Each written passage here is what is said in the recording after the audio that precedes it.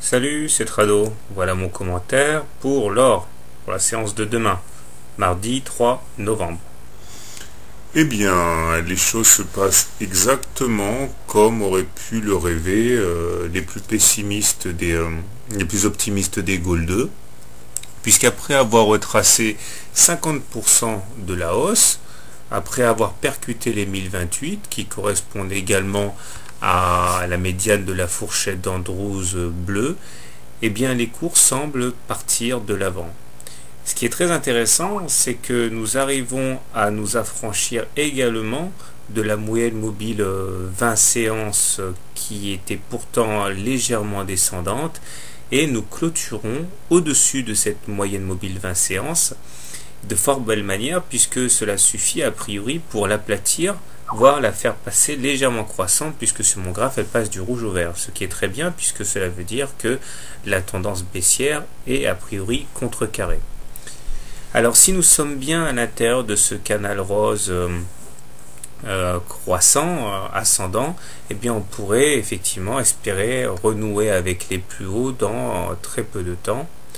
Un petit coup d'œil sur les indicateurs techniques d'ailleurs nous montre que ça s'améliore, puisque le stochastique gravite vers le nord en ayant croisé son signal déjà depuis 3 séances.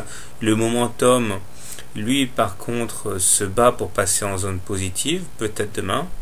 Malheureusement, le MACD, lui, est dans une situation beaucoup plus délicate, puisque même s'il croît, il est en dessous de son signal. Donc les signaux envoyés aux traders sont assez mitigés pour l'instant. Alors comment trader la valeur demain? Alors je pense que si on envisage de rentrer long sur le gold, de spéculer à la hausse, on a un très bon point d'entrée maintenant.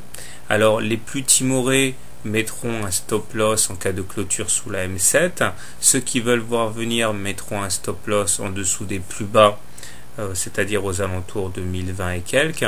L'objectif est clairement d'atteindre le haut de la fourchette bleue et de s'en extraire par la suite pour partir à la chasse au haut du canal rose. A l'inverse, ceux qui pensent que nous sommes juste dans une période de consolidation qui devrait déboucher sur quelque chose de plus dramatique, on peut envisager de shorter sur les niveaux actuels. Le stop loss devra nécessairement être remis en cas de clôture au-dessus de la fourchette bleue d'Andrews, parce que ça voudrait dire que la consolidation est clairement terminée.